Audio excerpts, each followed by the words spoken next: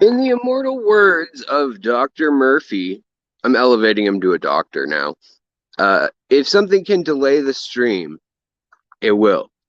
Uh, that's Murphy's Law right there. How's everybody doing? Welcome to The Secret History, living in your sunny day in Seattle where it's 60 degrees and I don't know why. It's still, well, I guess it's spring now. Need to get my Dr. Pepper from my truck.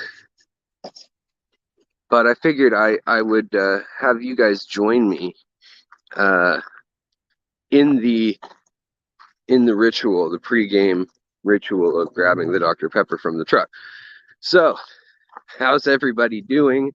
Welcome to the show. So, I hope everybody's doing well. I've just had one thing after another go haywire today. Whoa, see?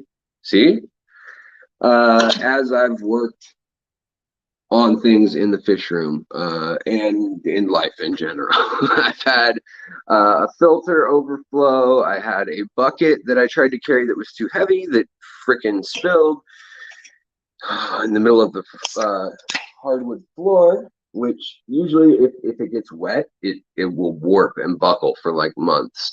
Hopefully not permanently. So in any case, I guess I just have to know my pace, and that is the pace of a 90-year-old man. So there's that. Cheers.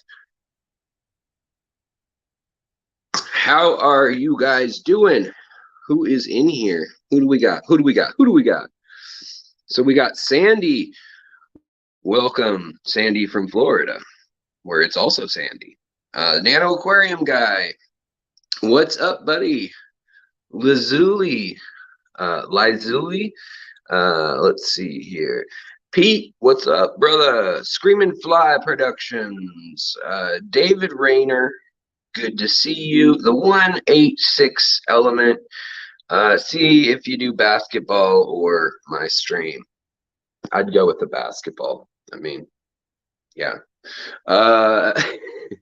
Let's see. Watch me do a dance.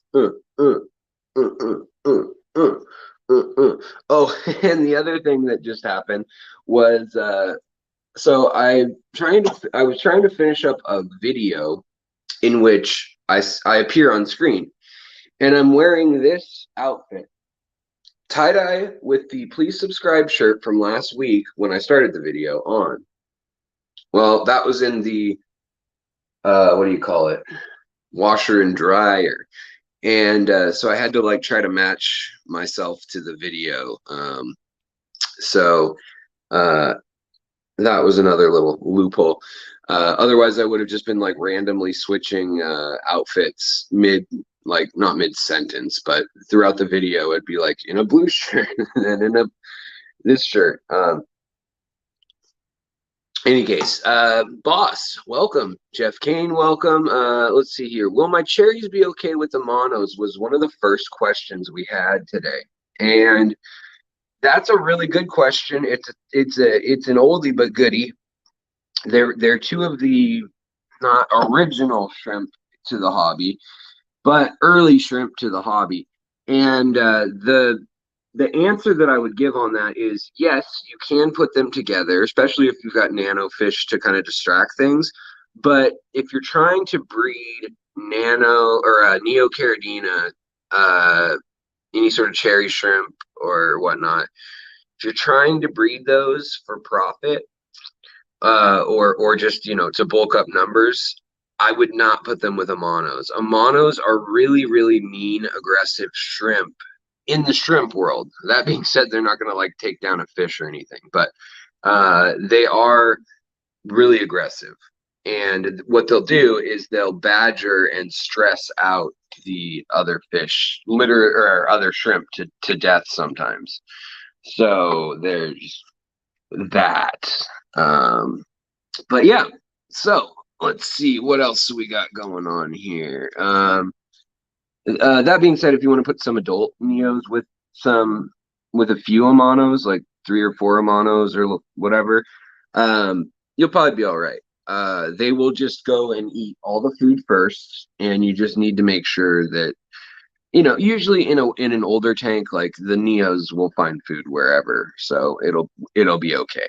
But um Josh Jones, what's up? Hey, I live in Washington State and I want to breed shrimp, but our tap water is practically RO on top. Are there any shrimp that would be easier for me to breed in soft water, and what buffer? Yes, actually, Josh, every shrimp would be easier for you to breed because of the tap water we have here.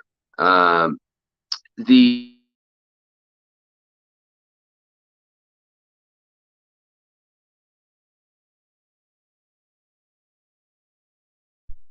the standard for most shrimp is like a KH of 0 to 4 and a GH of somewhere between 3 and 6, depending on what the species is. So basically, it's great that you have RO water. You just need to add a little bit of buffer and a little bit of calcium, like just a smidge. But our water is excellent for wild Caridina species, wild Neocaridina species. The Neocaridina shouldn't even really need much of a water treatment, other than you might want to put some like calcium supplements in there if it's not in their food. So eggshells in the filter, if you have a hang off the back or a canister filter, like boil some eggshells and put them in there. Or you could take cuttlefish, cuttlebone for birds that you get at the pet store, and you could just break off a couple pieces of that. The more you break up, the more surface area it has, the quicker it dissolves. But that's basically just pure carbon and calcium, essentially. So that will harden up the water. Now, if you're doing bee shrimp, Thai bee shrimp, all the fancy Caridina domestic lines, then that RO water is really important. You want to keep your TDS like under 150 ideally. And yeah, that's a bit tricky. Plus, you want to keep the temperature a little bit below what tropical is. So you really want to keep it more around 65 to 74 for most of those species. And a lot of them, like 70 is where they kind of flourish. So Shanester, what's up? Richard Reynolds, Craig, Davo, Thingamatorium, Shalio D, Dr. Pepper, cheers, what's up? I like that name. John Monroe, what up? Lizoli says, first person to pronounce my name correctly. Well, I'm honored. I'm honored to do that because I can't pronounce half the other crap in my life correctly. Brian, what's up? RC Aquatics, what's up? Or rather, I guess I should say Rick Silva. How's it going, man? John Mod, morning from Australia. Good day. And who else do we got in here? Sage P. Lindsay, what is going on? Good afternoon. Good afternoon to you. Top of the morning to you. John Mod, boss. No fish in the tank, purely shrimp and snails. Not bothered about breeding. Just was worried my amanos would kill my cherries, and the size difference is big. Yeah, they sometimes will kill the babies, but usually it's more of a like, if you watch them, they'll steal food, and sometimes they'll even pick up the whole baby Neocaridina and swim off with it, and like carry it away from the food, and then go back to the food, and they'll take like the pile or the pellet or whatever, and they'll grab as much of it as they can with their little swimmerettes, and then they'll swim off to the top corner of the tank and whatever.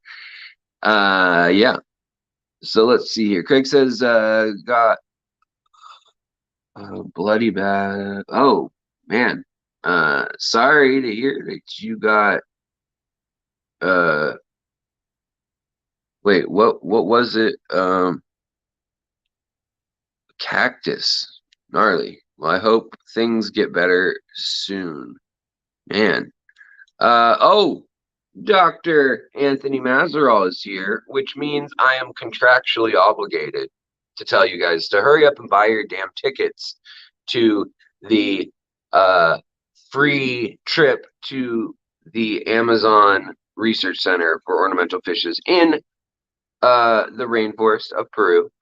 Um, it will be way more fun than a roller coaster, way more wild than the tilt-a-wheel, and definitely more beautiful than the view at the top of a Ferris wheel. So it's basically a carnival in our. It's the apex of what you're going to be able to do in our hobby. Go to the Mount Olympus of our hobby, and pray to the Amazonian 800 species of fish in the area surrounding the Iquitos, as well as staying in AC conditioned digs, which is pretty sweet, and checking out his educational research center that undoubtedly science will be coming out of. But it's $50 to get a ticket.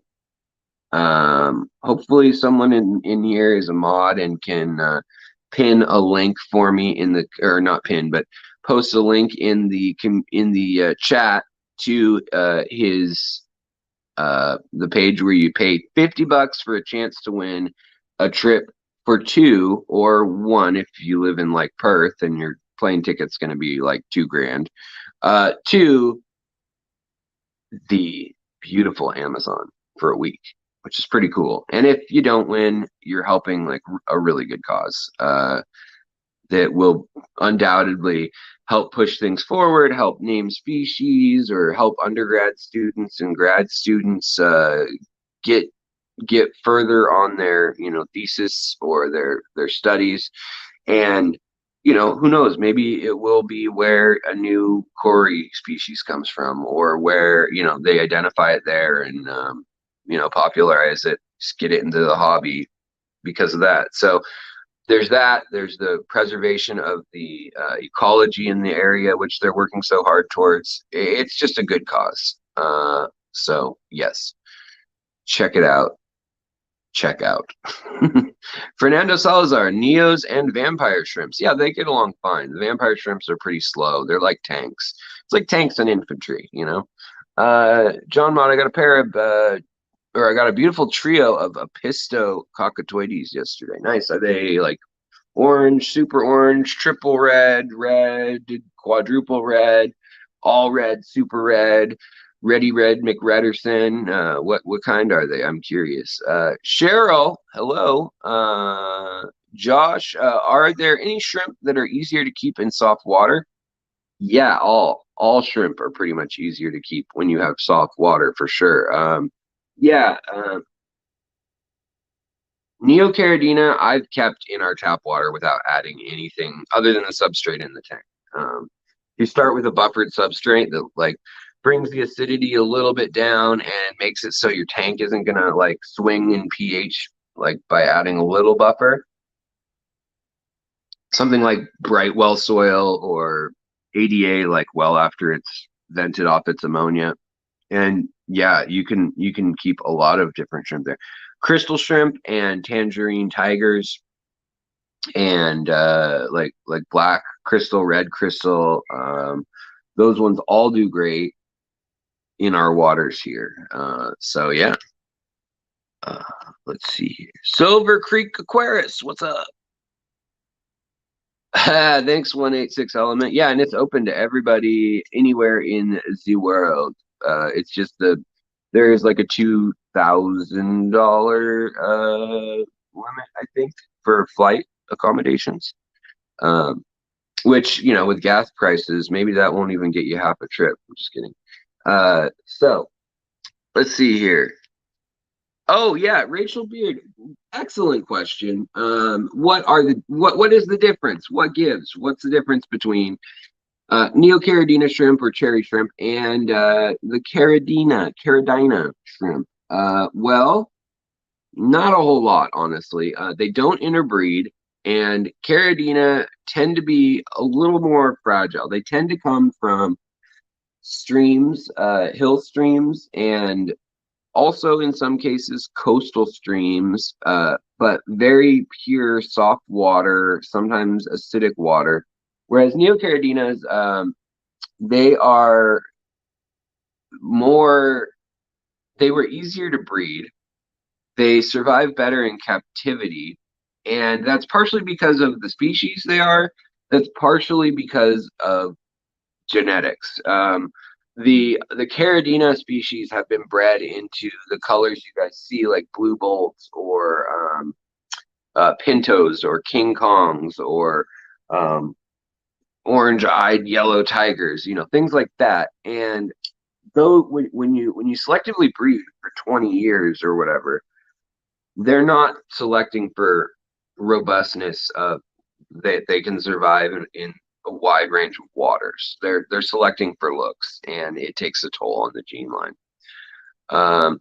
Cherries go okay in any water. Yeah, pretty much. Pretty much. I mean, you don't want your water like, I don't know, 800 TDS probably. They can have some problems molting. I mean, they may still survive, but I mean, Caridina in general, or Neocaridina in general, I've had, so there's really three species that are popular.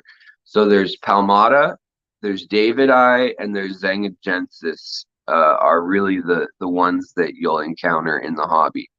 Now, there's actually 1,800 dwarf species of freshwater shrimp that are out there that we know of, and there's probably another 1,800 that we don't know of, if not more, because a lot of these shrimp, and actually I just read a really great article, maybe for community members, I'll post up some of this stuff once I get the video kind of going along better for it.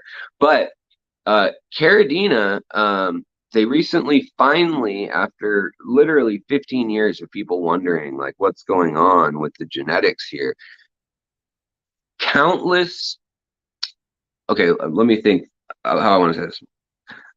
I would say that a lot of people put out bad information on Caridina. So on crystals, red crystal, black crystal, Michelin versions, Thai bees, tigers, Taiwanese or Thai shrimp, and different hybrids therein of Japanese bee shrimp, which now they're calling Caridina longmani.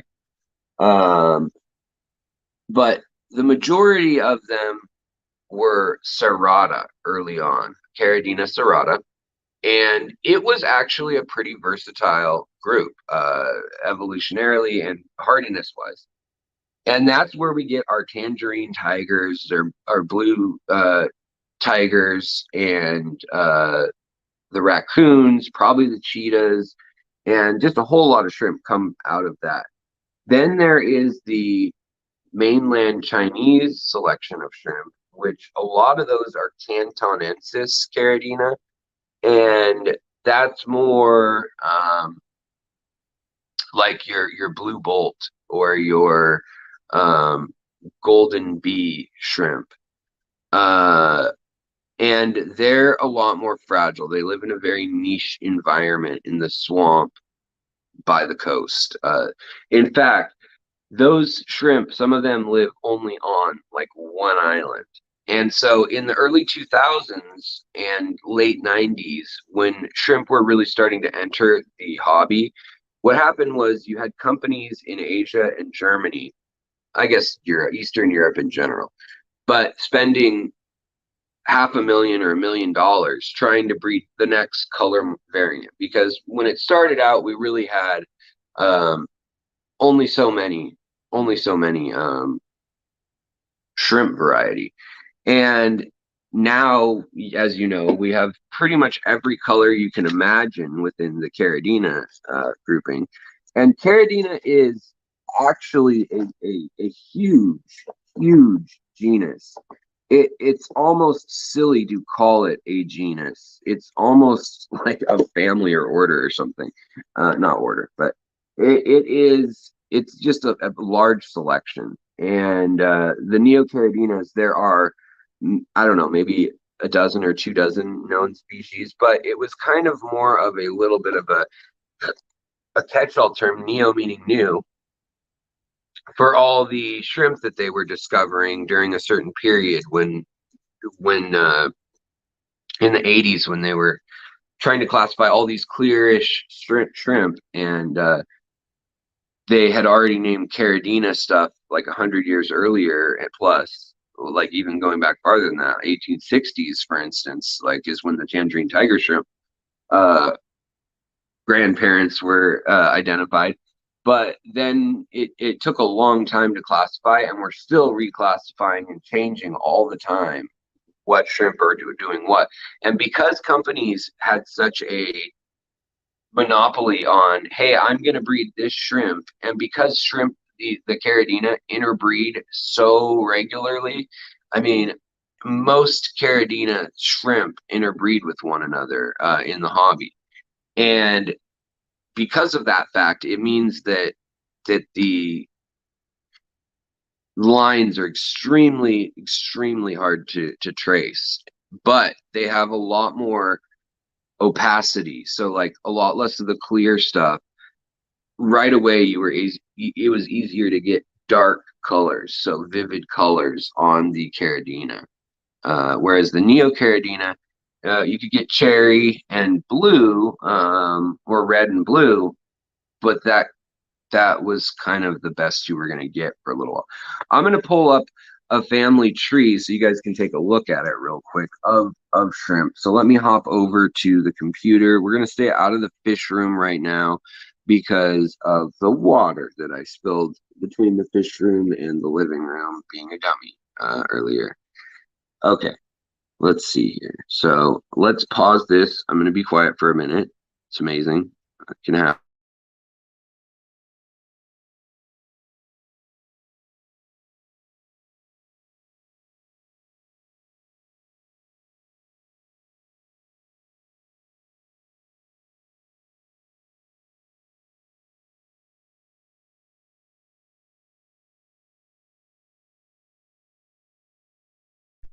I don't know, I paused myself yet. It's still not mattering. Hold on.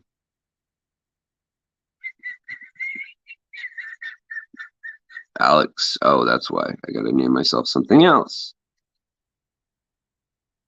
We'll see what happens, folks. Sorry for the delay.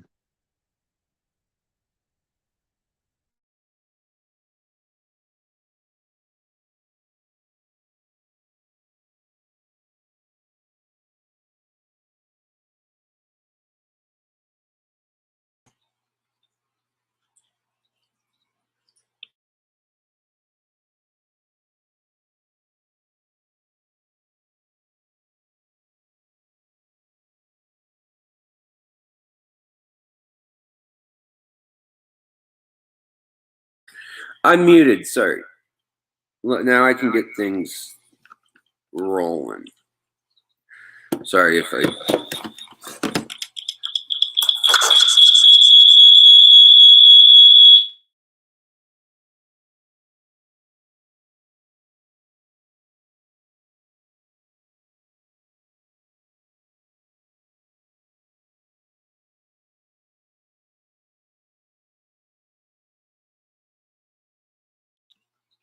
All right, there we go. Sorry, guys. Sorry about that awful noise. I don't know if you guys heard it too, but for me it was like deafening and awful. Just freaking awful. So sorry. I apologize. I am an idiot. All right, so let me pull up this chart. The genetics of Caridina. We'll talk about them, or you'll look at them real quick, and then we'll go over to talk about Neocaridina. But there's some pretty good maps now that are out there that people have kind of built upon. Hey, look, my video pops up as one of the only sources on this. I've been fascinated by this for a long time. Let me share screen. I've been fascinated by this for a long time, and you know, the shrimp that are out there now. Well, actually, that was a good little image right here. So, as you can see here, there's all sorts of breeding that goes on, even with just crystal shrimp. And you can take the genetics, and they can be, there's recessive and there's dominant and recessive genetics going on.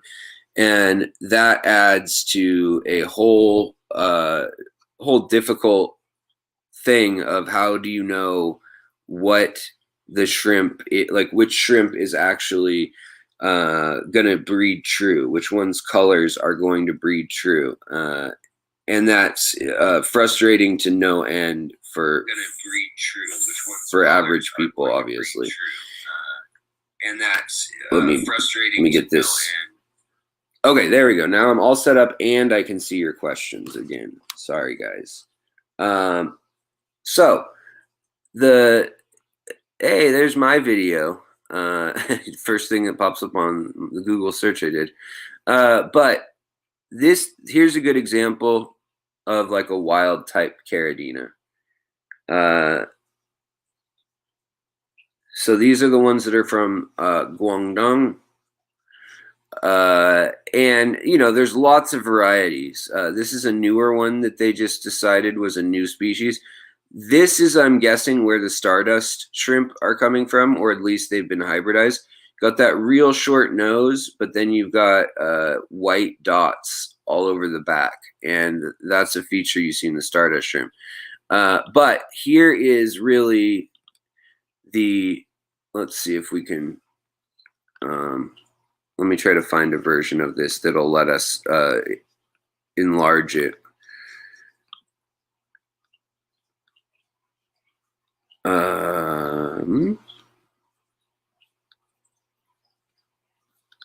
Come on, computer.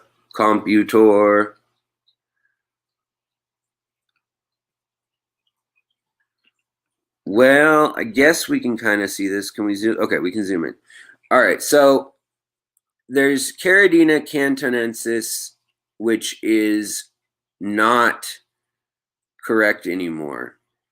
So now we know that these are actually Caridina serrata. This is the old map, though. And you had tiger shrimp this way and bee shrimp, which now a lot of them are long mani, but some are cantonensis.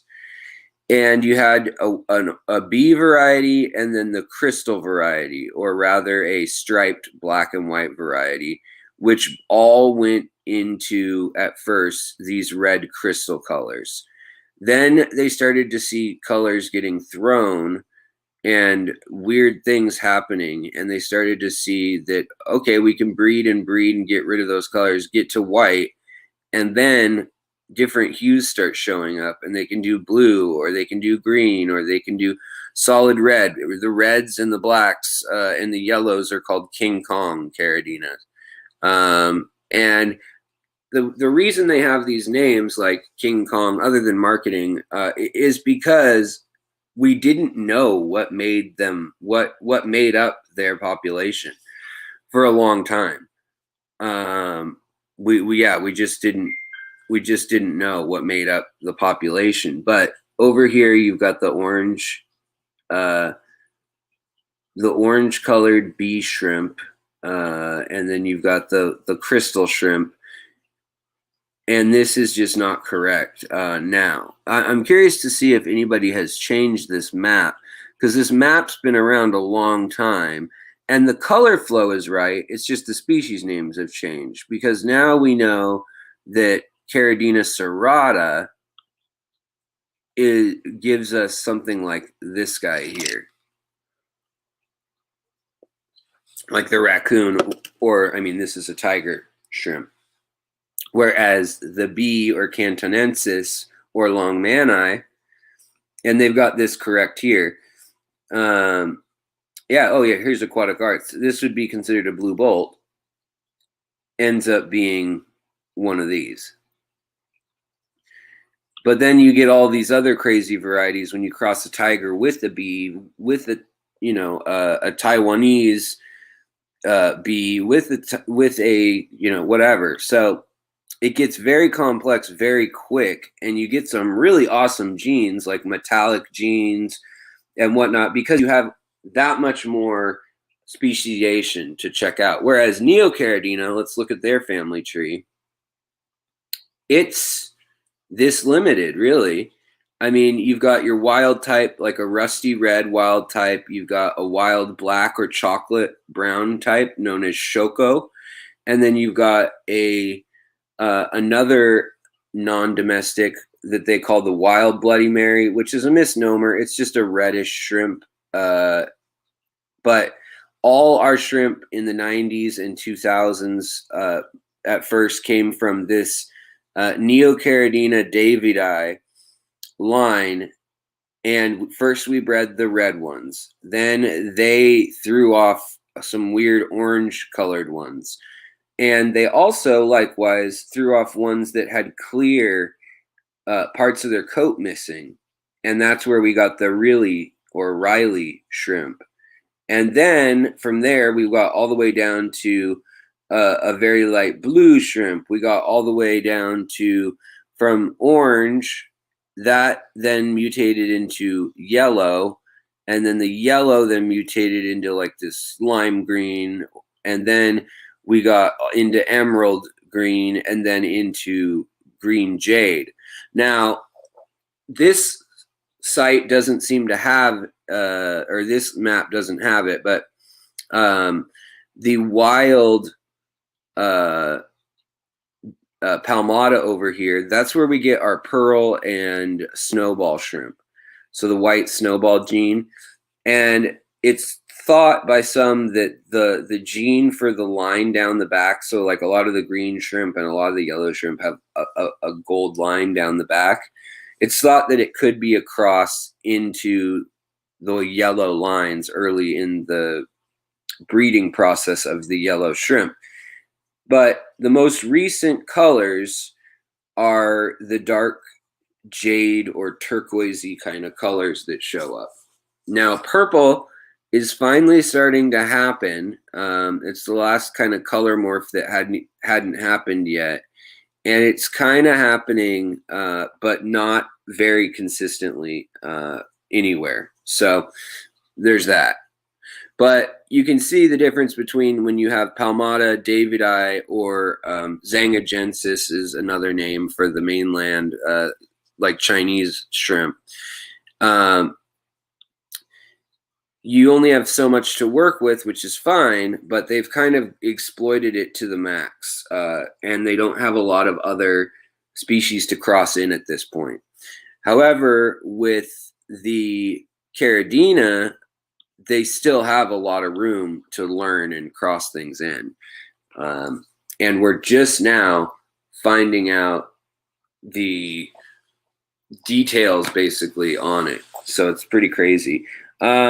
Yeah, Dr. Anthony, you are a moderator in here, or an admin, whatever you want to call it.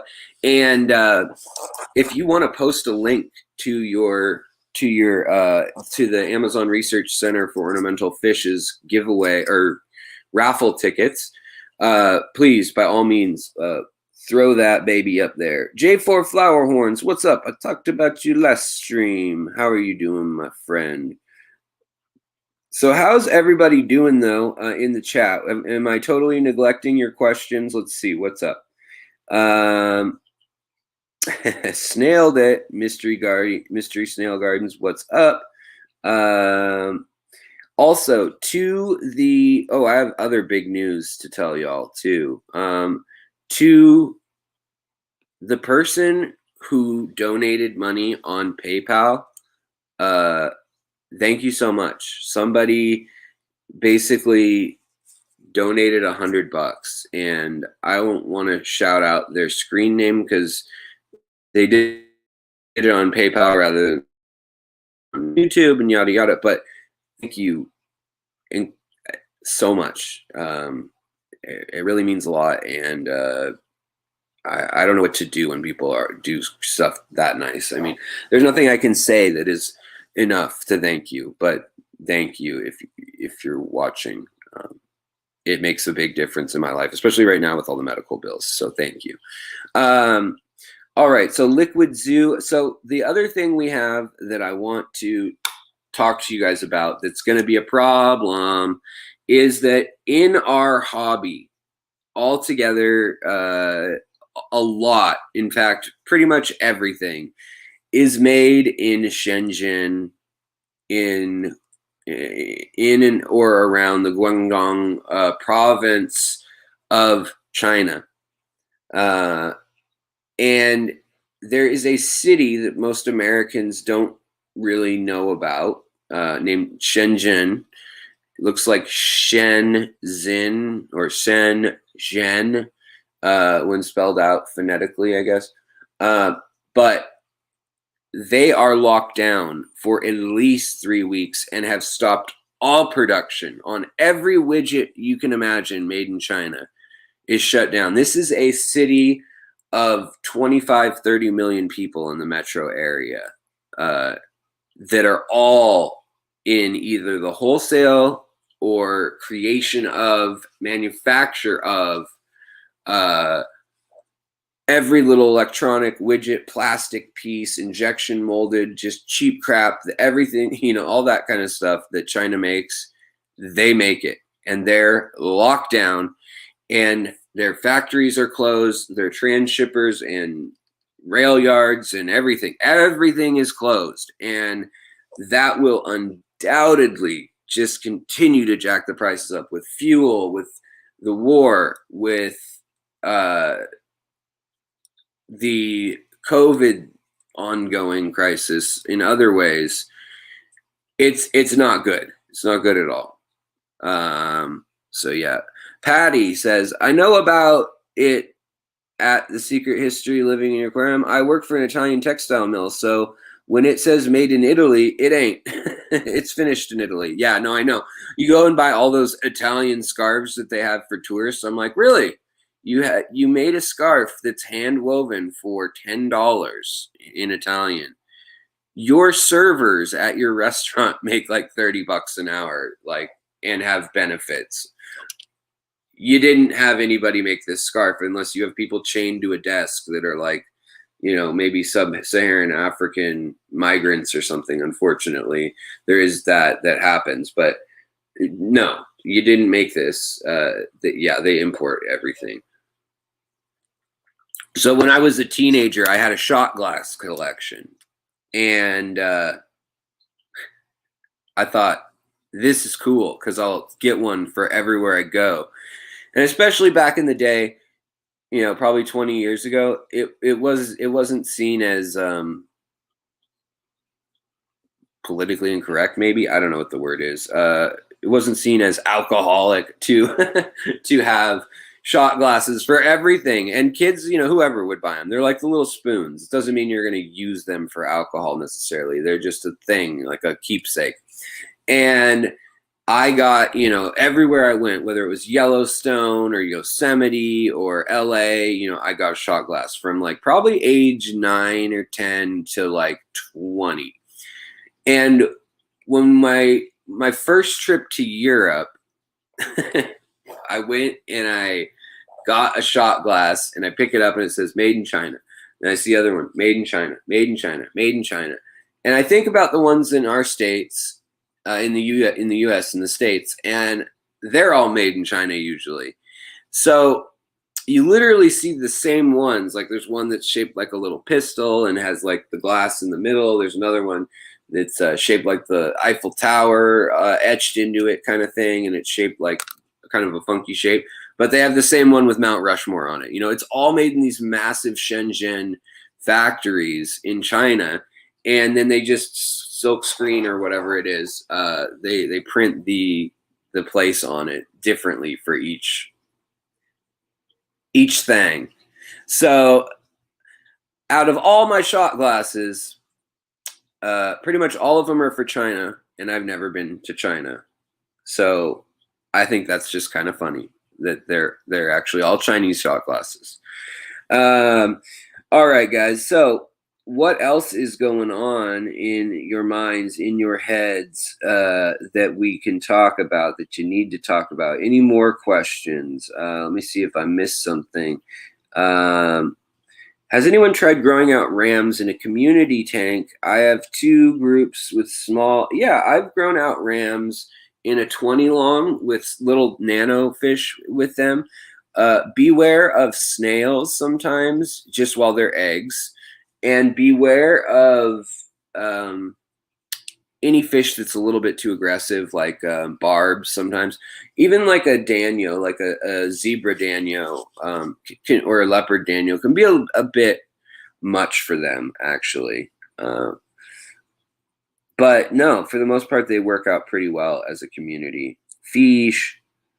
Yes, so Grant from the Garden of Eater, who is, I didn't know this. I didn't know this about him. I'd seen the name around in forums and things, but he is probably the person with the most lines of shrimp and the biggest production facility of shrimp in the U.S. right now, I would say, from what I've seen anyways.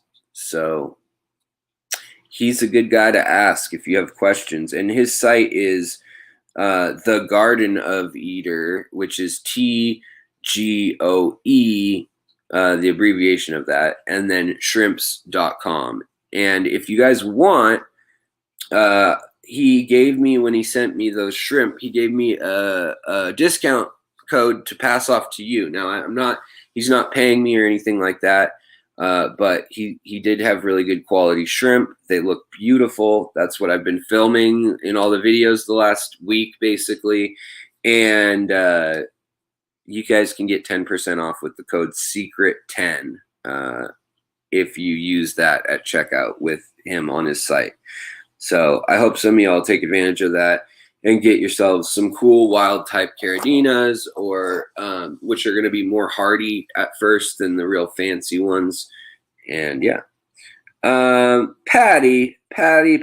And what's going on, Kenny, Mr. Danikin?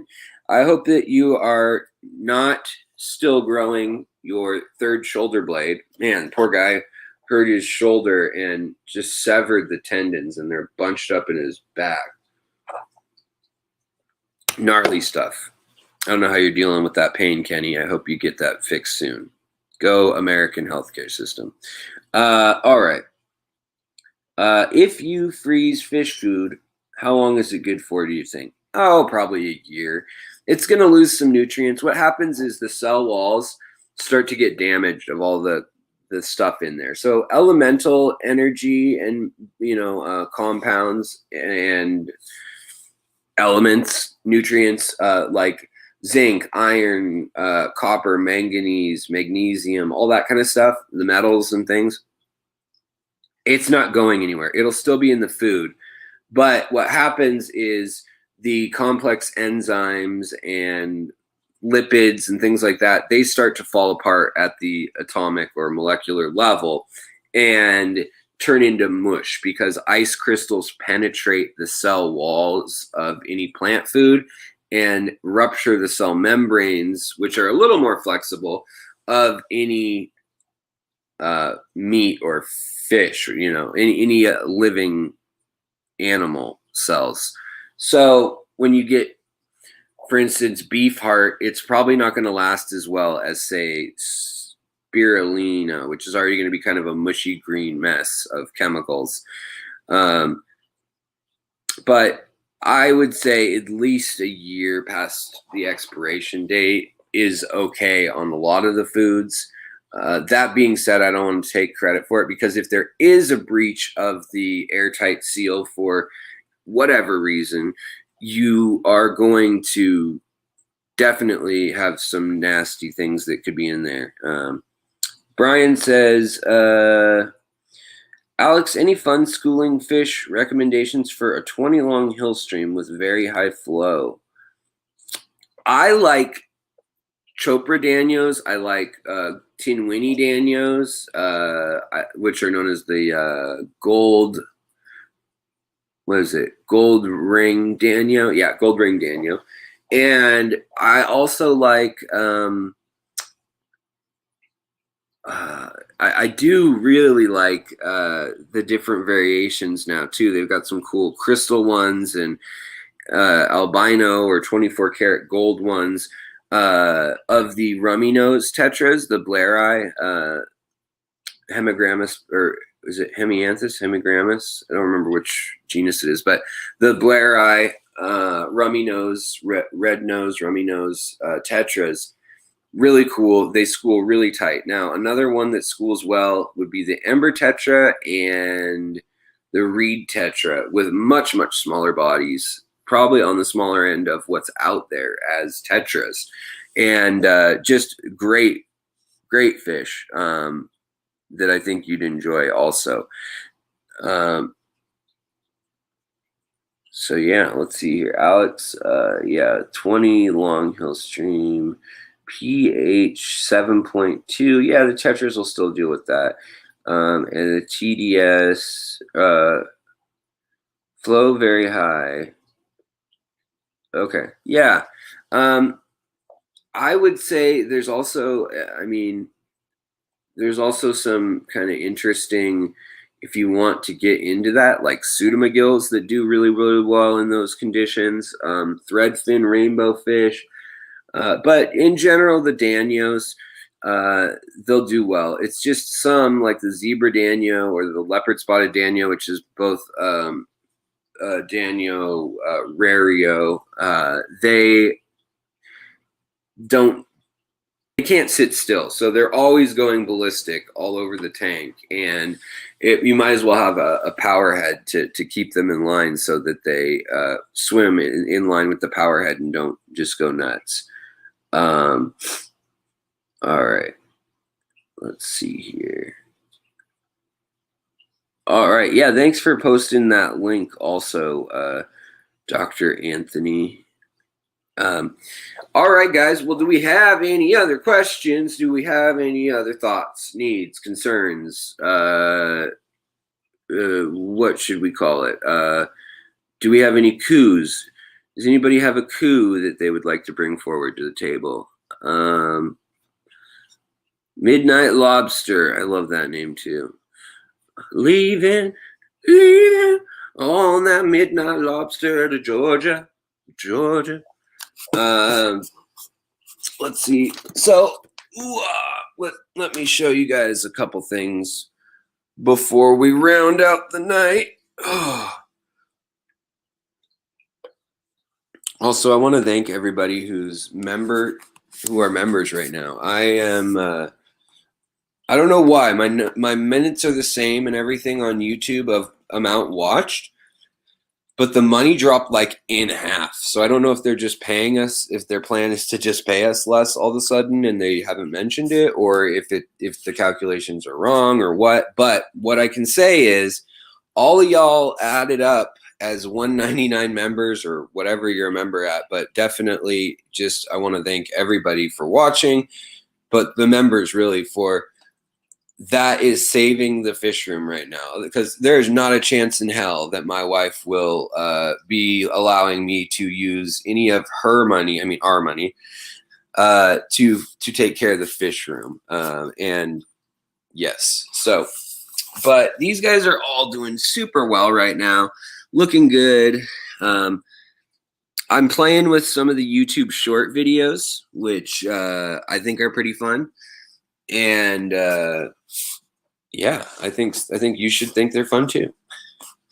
I filmed it the wrong way at first because I'm a big dummy dum, but I got it now. And that was at the urging of Kenny of Danikin Aquatics. He was like, dude, you got to check out these shorts. They let you play whatever music you want. And no, you don't make any money, and it's only 15 seconds, which seems absurd for how much I frickin' talk, but they're really, really fun. And then I got to get this crap out of the way. But this tank's doing well. It's kind of in its algae phase. But it's looking all right. I took the wood out because the wood is so covered in fuzzy white which is fine, rot, but I have no fish to eat it because I was going to do a Borneo biotope, and really it's the live bearers that love eating that stuff. Ooh, my gouramis are sparring for dominance right now, and I'm doing a fake dry season for them and for the cichlids down below too. But the gouramis are sparring right in the middle of the tank here. I don't know if you can see the two males. They're kind of doing the West Side Story, like, let's duct tape our hands together or whatever, tie our hands together and circle each other and fight.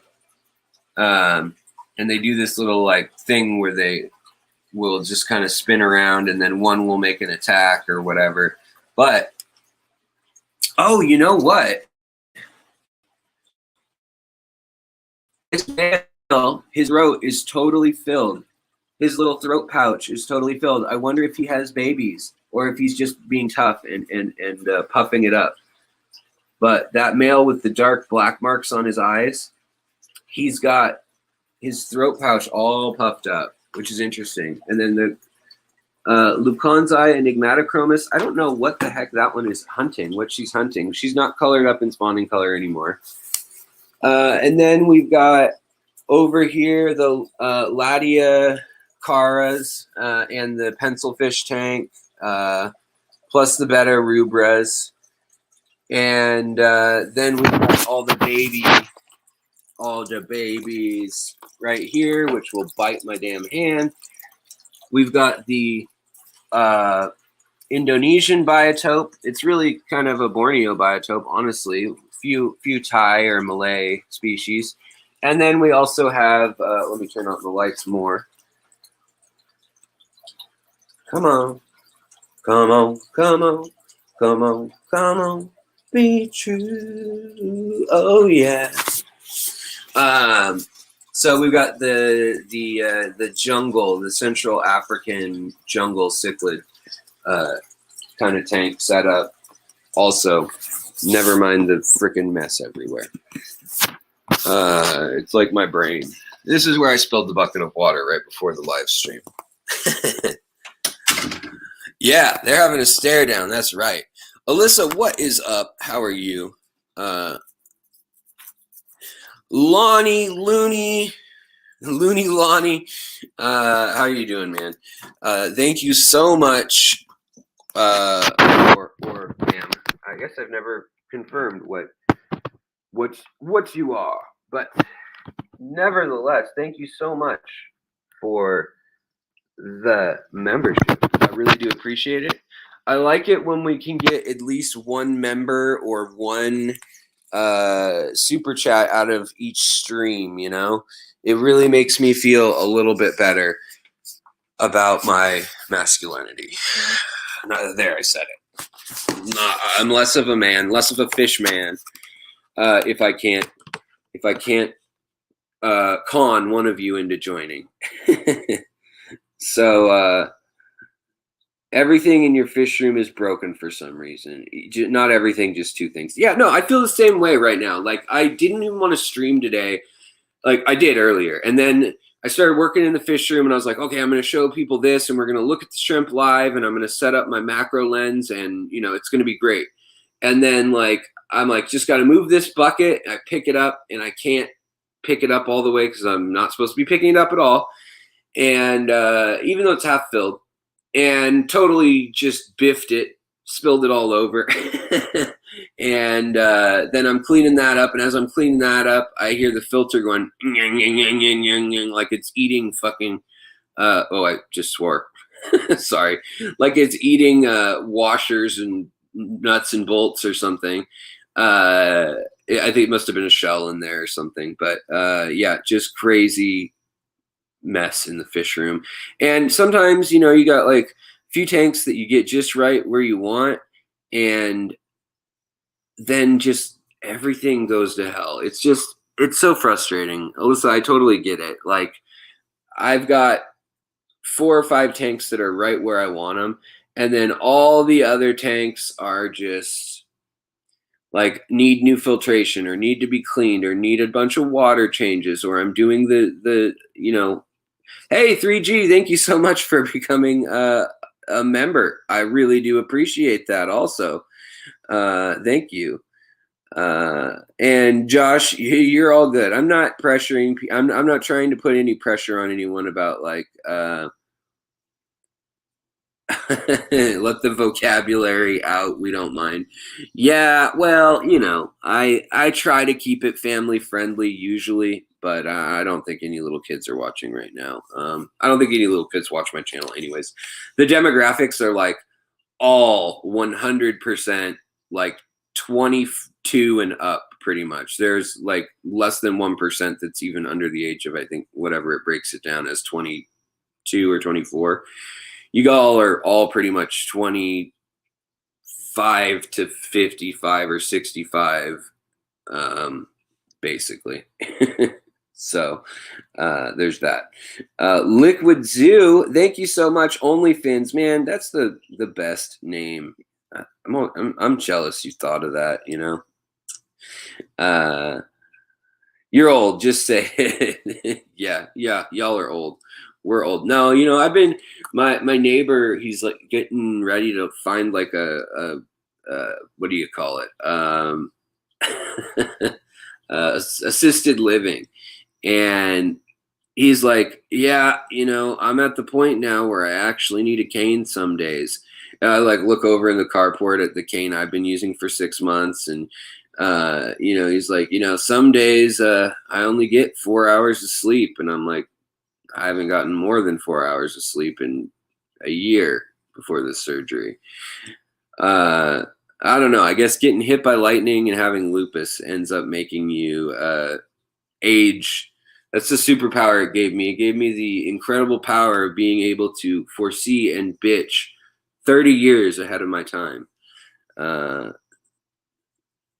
You're only as old as the last time you changed your mind. Ooh, I like that one. Yeah, and your atoms are only, what, 6 to 9 years old? They're always being replaced, which is pretty cool. Ship of Theseus kind of stuff. If you guys want to blow your minds, think about the fact that your body is a ship of Theseus. Also, I just happened to notice that my leopard frogs were all out. There were all 5 of them were up in this grassy area a minute ago. I don't know why, but the leopard frog plecos are my favorite of the plecos. And I got 5 of them. And that was the first confirmation that all 5 are still alive and doing well that I've had in that lush tank for months. They just do their thing and hide, you know? Yeah, ask my neighbor to save me a spot in the old folks home. Yeah, well, about that. I don't think I've planned for retirement very well yet. Being in my mid-30s, I think I would be a little in trouble at that point. Let's see here. Let's weird to think about, but we're all part of a genetic line. Yes. Okay, I love that you said that. We're all part of a genetic line, literally as old as life itself. So think about this. Your parents, no matter how much you hate them or love them or whatever, they were able to nourish you, have you in the womb, your mother, create you, and then raise you. And their parents were able to do the same thing and get them to the point of having babies. And that is true for a billion generations or more of life on Earth, all the way back to when we were amoebas or bacteria or whatever we started as. It is a really overwhelmingly cool thing to think about, that every mother and father successfully raised their kid to the point of reproduction age, and then they reproduced if they're in your lineage. And that means that it never failed somewhere along the line to have someone reproducing, something, some animal reproducing, some creature, some humans, some families, whatever. And, you know, that's also kind of like where the real numbers versus imaginary numbers and real infinity. So like if you have the number 0 here and the number 1 here, you can actually have infinity within 0 to 1, because if you have 1.9991, that goes, you know, or wait, no, 0.911111 or whatever. That would go, you know, somewhere over here somewhere, right? But if you're going to try to get to 0, from 1 back to 0, you could have 0.0000 for a million digits, and then add one more digit to that chain, and there's always still room for it to be bigger than 0, but small. As many zeros as you could write until the end of time, you know? And Midnight Lobster. I'm just a mushroom monkey fish man. I like that. I like the I'm just a monkey man. What is it? Not trying to be too dramatic, but I'll be a bit satanic. The Rolling Stones line. I don't know. I can't remember the actual lyrics, but yeah. Some uncountable infinity is larger than the countable infinity. Exactly. Brian, you nailed it. Half of a half of a half of a half of a half. Yep. So, Ship of Theseus, in case that you haven't heard of that one. Basically, the Greeks, they were smart. And I don't remember who came up with it was probably Theseus who came up with this, but the idea is that you have a ship and you set off with all the materials you could need to repair that ship. You got extra cloth, you've got extra lumber, and you've got extra nails, and you sail across the ocean. And as you're sailing, a storm hits one day and the sail gets ripped apart and destroyed. So you put the new sail up. As you're going, you get attacked by another ship and they blow holes in the side. They ram holes in the side of the ship. So you patch that with the wood you brought. And so on and so forth until you've replaced every single bit of the boat. When you get to the end journey, is that the same boat you started with? Did you have 2 boats in the first place? I mean, what's going on? When did one boat become the other boat? So yeah, any case, we can do better on the thumbs up. I would appreciate that. I'd like that. Thank you, Carla. You rock. I only know one song about Carla, and it's not appropriate, but it's by the presidents of the United States of America, and I like that song. It's called Naked and Famous. Everybody wants to be naked and famous. Everybody wants to be just like me. I'm naked and famous. Bum, bum, bow, bow, bow. Yeah, I won't sing the disrespectful Carla line, though. So, do we have anything else we need to talk about? Or is this where I leave you? Your call, people. I can wait. I can, you know, I'm not mad. I'm just disappointed. Or I could just keep singing songs. Suddenly hungry for peaches. Yes, the Yeti. Awesome. You know, actually, the hardest show I've ever been to, like in terms of getting beat up in a mosh pit when I was younger, you know, I went to whatever, Between the Buried and Me and Pantera, Metallica, punk shows, you know, like just yeah, I've been to a lot of shows. I'm trying to think of some, you know, Korn was actually a pretty intense mosh pit back in the day.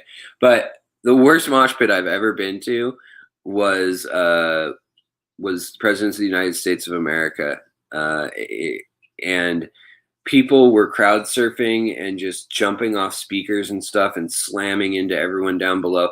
But I broke or cracked 4 ribs and got broke my nose and then got like a busted lip and a black eye at that show. And it was just because the crowd was just crushing and just going crazy. So that was the most hardcore show I've ever been to. Do you have blue carbon realies? I do not have any, but I wish I did. I wish I had every shrimp. That's the problem. They're like Pokemon cards. Once you get a couple, you're like, oh, gotta collect them all. Mick says, stay and do whatever. I need entertainment. Okay. Tips on breeding. Micro Geophagus ramirezi, or the German ram, or German blue ram. They like it hot. They like it clean. They like the nitrates low and the oxygen. Those are my tips. Other than that, treat them like cribs or any other small cichlid. Brian, Alex, if you were to imagine yourself in Borneo, what geographical area of the island would it be? I like the northeast side that gets pummeled by rain. And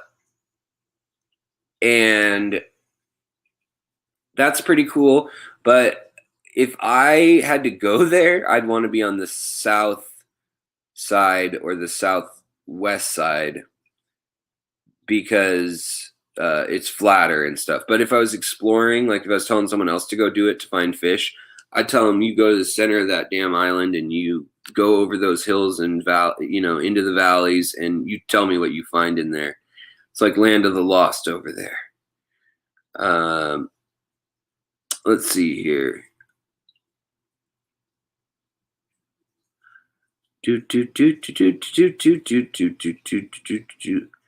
Oh, workman comp people.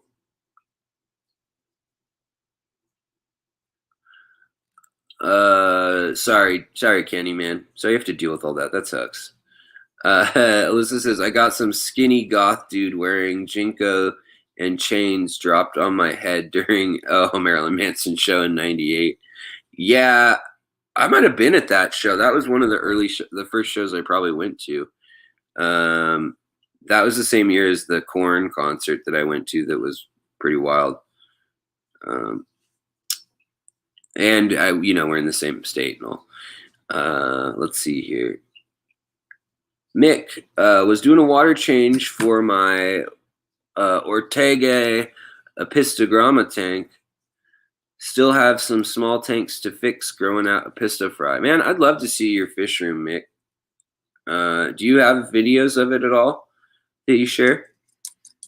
I'd love to see it.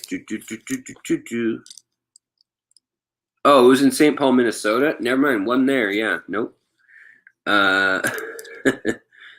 But I did go to his Antichrist Superstar concert. Not the first one, he did 2. And then they were also like pre-promoing, what was it? The Dope Show stuff, all that stuff. That's the one I went to. Alex, can I keep Scarlet Batis in a shrimp? Wait, can I keep a Scarlet Batis in a shrimp 20-gallon long? You can. They're going to eat the baby shrimp, but some baby shrimp should survive if you have good hiding spots and make rock hides and lots of plants for them, and they can be okay. But if you want to breed the Scarlet Batis, they should probably be in a species tank. And you should probably move the parents after you have the babies, because the parents love eating the babies because they're badass. They're badasses. That's plenty big tank. It's just they will hunt down the shrimp still. They'll stand low to the bottom and hunt. I'm thinking about getting an L340 Mega Clown Pleco from Aquatic Arts. They say minimum recommended temperature is 78 degrees. Do you think they would do well at 74. No, they are a true tropical one that I would keep higher. I mean, they'll survive, but they won't breed or thrive. They'll have some nutrition issues because their metabolism will be slowed in that water temperature. I went to 3 Super Bowl rock concerts back in the 70s. Oh, right on, Carla. Yeti are sand and pebbles from Lowe's. Like it sounds, very small, rounded rocks. The pebbles, if you get the river ones, river pebbles, pea pebbles, whatever they call them now, it's like $5.99 for 50 pounds. They're pretty small. I mean, the biggest one is probably no bigger than about a quarter, the size of a quarter, maybe a little bit bigger than that, oblongy wise. And then the smallest ones are probably like it's a pencil eraser, but most are more like the size between a dime and a penny, if it were oblong, if it were bent up a little bit. And then the Lowe's rounded rocks, those are generally, the river rock is actually like the size of a potato usually. Like that's a different stone generally. No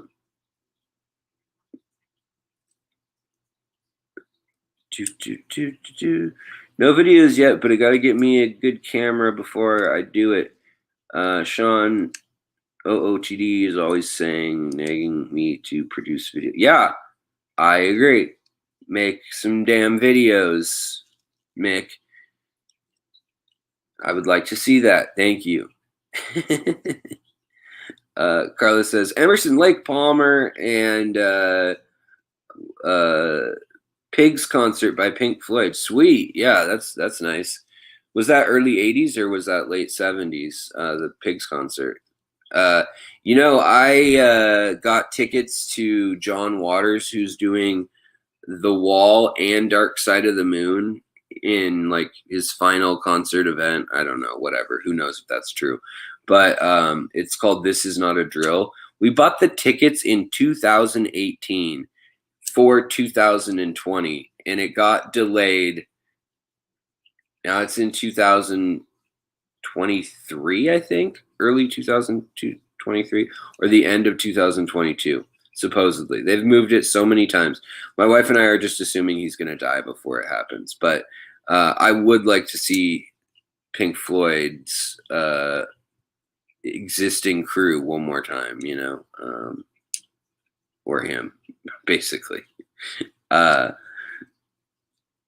Let's see here. Fishymon, what's up? Looking for more something measured in millimeter. Anyone find scooping tweezers a huge mystery? I just now gave up and decided to just pour substrate over the plants.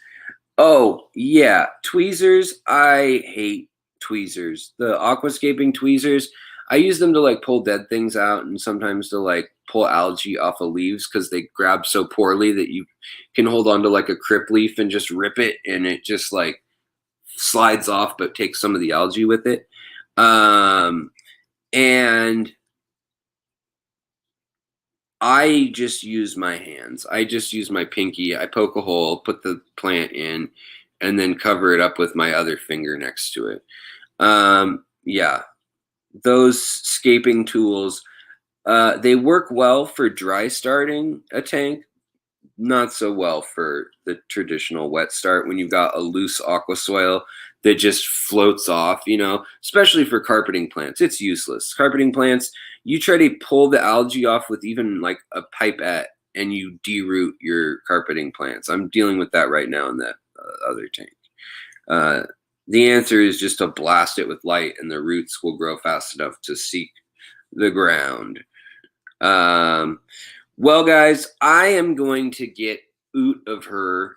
I got to get oot of her, oot in the boot, scoot in the doot. And I know there's other entertainment tonight. What's my favorite rimless tank company? Probably ADA if I were a billionaire and wanted to light my money on fire. But in the meantime, I do like UNS a lot. I think they're pretty good quality, kind of good compromise on quality and price.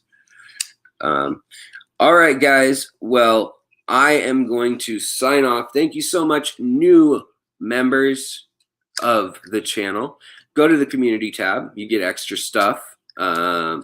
Definitely get some extra stuff. Yeah, give us back our hockey, eh? Yeah, eh? Huh? But I hope everybody has a great night, a great weekend. And I also, wait, I'd love to do a video on German Killie show in May. 500 Killies in tanks? Oh man, I would love to visit that or see that. Man, I'd love that. Please film that. Yeah, wow. Good to see you, Rico, by the way. All right, guys. Well, I think I'm probably gonna get out of here. Don't leave yet. What would you like me to do? Just you better keep asking me questions because I'm fading. I don't have the all I can think of is that song Sailing, but I'm just putting not the Styx song, Lord. But this sailing, it leaves me away. Except I'm just thinking of fading. I'm falling asleep. I'm just tired today. I didn't get much sleep last night. So I'm going to fly away like a bird. I'm like a bird. I sit on the power lines. All right, guys. What song do I want to end with?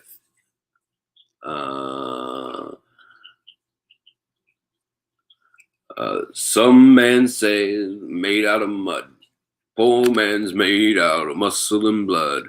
Muscle and blood and skin and bones. Paul McLeod and a neck that's long. It loads 16 tons. What do you get? Another day older and deeper in debt.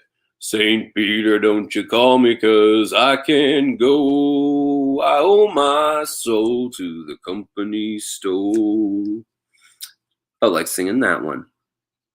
Top 3 fish list. Oh, lordy. I'd like to get a Neo, well, no, never mind. I'd like to get a Nanochromis. I'd like to get like a even just a Splendens, any nice Nanochromis. And I would also like to get, I'd like Discus. I've never owned Discus really more than like 3 when I was younger in an appropriately sized tank. But I'd love to have, you know, a 55, 75, 100 million, whatever size my wife will allow, tank for that. I would like that. Carly, you like the old songs? Okay. Shaboom, shaboom, sha-la-da-da-da-da-da-da-da-da, shaboom, shaboom, sha-la-la-la-la-la-la-la. Life would be a dream if only I could lift you up to paradise up above, and you would be the only one that I love. Life would be a dream, sweetheart. Hello, hello again. Shaboom, and hoping we'll meet again. Oh, life would be a dream. Okay, I'm done. I know way too many songs. I spend most of my life just listening to music. So useless knowledge, except for Saturday morning trivia on 503 Aquatics channel. That I do okay on if I'm awake. Your mom bought that on 45 when she was in high school. Yeah, the crew cuts, shaboom. Yeah, that's a banger right there. That's it's a club hit. No, I actually inherited my grandfather's 45s from World War II era, but most of it was big band stuff, so there wasn't really a lot of words to it. And then my grandma had a bunch of like secret jazz albums in like a folder that was hidden back in the closet from when before she got married. But she had some really cool, like Louis Armstrong, like down in New Orleans live kind of stuff. And then she had like Sonny Boy Williamson and early Howlin' Wolf, all pre-World War II stuff. Pretty cool. But yeah, so when growing up, I would go play with the little 45 that my mom had as a kid up in the attic. And I mean, they'd always have me go up there to get stuff because they were old and they couldn't go up there. Yeah.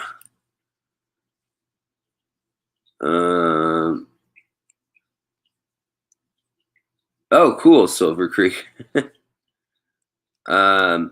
Let's see here. All right, guys. Well, I am probably going to throw in the towel. Probably going to just, throw it. So I hope you got, oh, one more question. Okay. Got free pond rocks. Was a nasty old pond. I need to clean the rocks out of bleach, out oxide, vinegar work. Not to kill every bacteria, but more than likely, if you take them out of the pond, let them dry for like a few days or whatever, or pour boiling water over them, that would work. But vinegar will kill a lot of stuff, but not every bacteria or fungus, but most. Yeah. So there's that. All right, y'all. Are we good? We feeling good? We energized? Have I brought the mood down now? It looks like everyone's leaving. Oh, you have another question for me. Rico, you know. Hey, Maria, how's it going, by the way? Brookley Bell, also, how's it going? Sketty Nona, love that name. Secret Jazz is my favorite type. What else did he say? Did I miss something else he said? I don't know what I missed. What my favorite type of jazz? I definitely like. So, oh gosh, I went to a Pharoah Sanders concert. That was the worst thing I've ever done in my life. If you guys don't know who he is, he was like one of the founding fathers of improvisational, like psychedelic or surrealist jazz. And he's asking where children came from.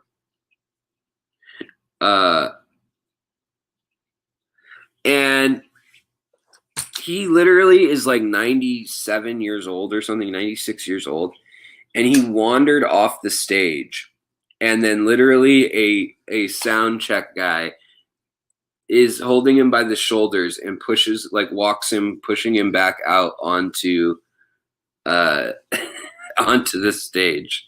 And yeah, that was just crazy to watch. But he was doing improvisational, like psychedelic jazz, kind of like some Bitches Brew, but even more crazy than that. Where they play like, I don't know, a pop can, they'll like crinkle it up and then they'll start scatting and like just really crazy impromptu jazz. And he was with a quartet that time.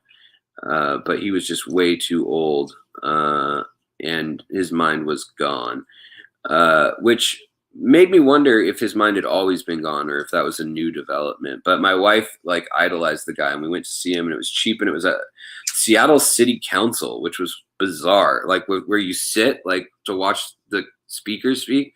That's with the podium, they just like scooted the podium aside, and that's what it was. So I saw Pharoah Sanders, so that was pretty good jazz back in its day, but live, boy, was it bad recently. Grateful Dead jazz, yeah. I hate smooth jazz. Like Kenny G, he can leave Seattle now. Please go away.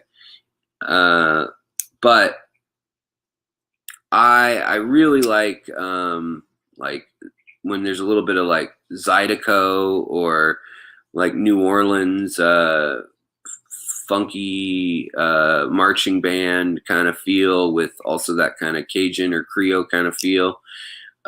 Really like that New Orleans jazz sound.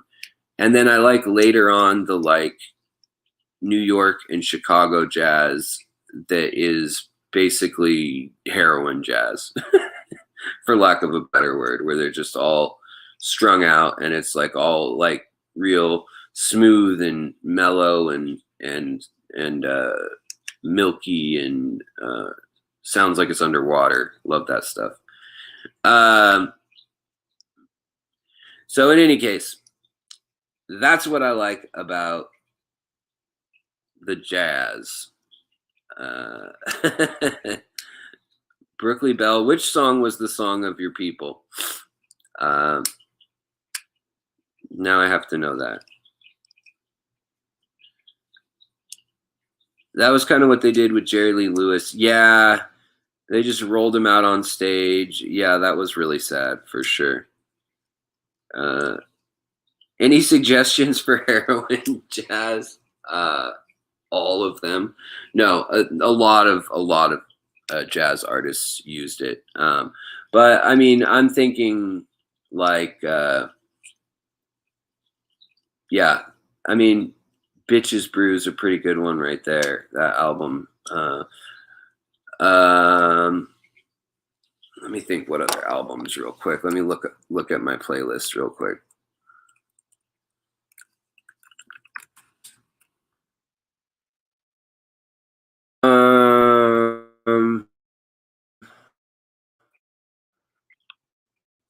I mean, I also like Charlie Parker and the drums and stuff. And I think that stuff's pretty rad.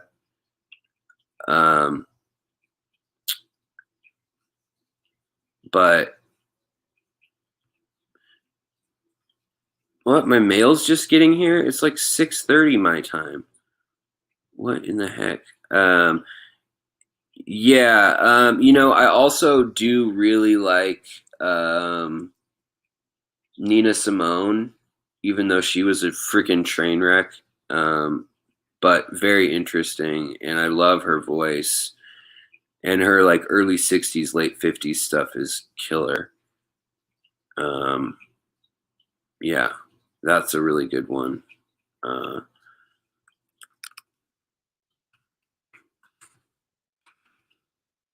Like her, what was it? Blackbird, that album, that's a good one. Let's see here. More musicians performing better or worse when on drugs? Thoughts? No, I think they perform worse on drugs. I think everyone other than Iggy Pop back in the day, maybe David Bowie, Trent Reznor from Nine Inch Nails for sure actually did better on drugs. And maybe the Grateful Dead on their acid. But other than that, I think that most people can get inspiration from it, but they sound like crap. I mean, coming from Seattle, there are a lot of drugs and a lot of bands I've seen, and I've seen a lot of, you know, Stone Temple Pilots or, you know, Lane Staley, for instance, from Alice in Chains. He went to my high school. But they're just, I've seen so many shows, especially since I'm a little, you know, I'm a little younger than the grunge generation by about 10 years. But I did still see who was playing, you know, Mudhoney and Pearl Jam. They were all popular. But like, you know, Nirvana, he died when I was 10. So, but that, that crowd, I've seen a lot of them that I idolized as a kid, just out of their gourds, doing terrible off that stuff. Let's see here. Brooklyn Bell, what'd you say? Wayne Toops, yeah. Was there another comment too? Cajun food. Yeah, I could go for some boudin sausage right about now. Oh yeah, Junior Buckwheat, Zydeco, Fats Domino. Yeah, definitely. Fats Domino, that guy. Yeah. Another, Bill Hicks, Frank Zappa. Hey there, kids, I'm Bobby Brent. I don't think I can sing that song on here. Frank Zappa, talk about a weird guy who never did any drugs. He kicked everyone out who was on drugs. Yeah, Shanester, finally back to shrimp. We'll bring it all the way back around. How long do Neos stay buried? Forever if they're dead. But no, they're buried or pregnant for 3.5 to 5 weeks, depending on water temperature. The warmer the temperature, the better. What did I miss? Berkeley. Live in the Southwest Louisiana, born and raised here. I guess I should have said you speak about the songs of my people. That one, is that the one that I missed?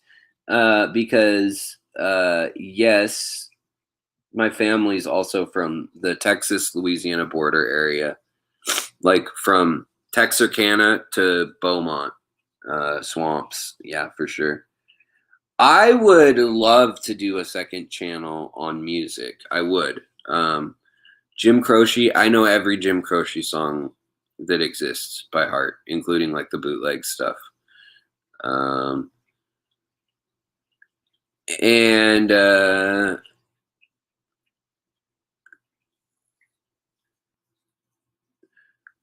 Oh yeah, Rico says the punk scene back in Arizona back in the early 80s. Yeah, the Meat Puppets were really good. I kind of like more of like the Jello Biafra, even though he's kind of an asshole, but he's a smart guy. But him and I like Black Flag, and I like the Cramps a lot when I was younger. Yeah. One more comment above that, man. I'm never gonna find your comment, Brooklyn Bell. You could have just retyped it by now. Let me find it.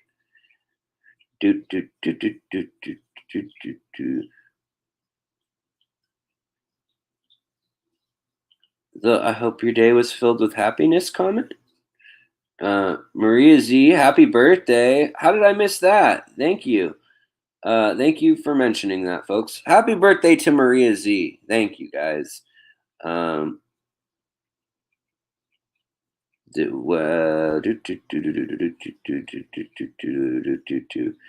I can't find it. I don't know. You'll have to type it out again. Yes, if you ever come visit, Stephen, Jenna, and I can show you all the great local restaurants. Sweet. Yeah, I would enjoy that. Secret history living in your musician. Yeah, the secret blood alcohol level living in your musician. Your personal tips for breeding rams and apistos. I have videos on that that I'll say you should watch. Apistos, I'm no good at. Talk to Mickey. It looks like Mick. It looks like Mickem. He is the Apisto Lord here. My Apistos don't breed on cue, on schedule, ever. They're just randomly spawn. And there's that. So, yeah. But rams, I've bred fine. Angels, I've bred fine. Cribs, other Central African cichlids always do fine. And all of the Central American cichlids seem to be easy. But, hot water, clean water. Let the TDS get a little high. Feed them good live food like baby brine shrimp that they know that their babies can eat, and then put them together. Give them what they need, whether that's sand and stone and stuff to hide amongst, or whether that's an area to make a nest in the open, depending on the type of cichlid. And yeah, that's what I would do as like a general rule. But yeah. uh, check out my species spotlights on them for more specific info. Ginger, what's up? Do you, when do you restart feeding goldfish after winter fasting? Saw my outside goldfish moving around today and fed, first time leaving goldfish outside. Yeah, I basically wait for them to move around for a day or two. Usually they'll have stuff to eat that's fallen into the pond for, over the months. So I just kind of let them wake up for a week or two, and then I'll feed them. Yeah. Lonnie, been there, done that. Yeah, that's an interesting chocolate bar. Are you in Oregon or something? Or is this like a bootleg underground chocolate bar of fungi proportions?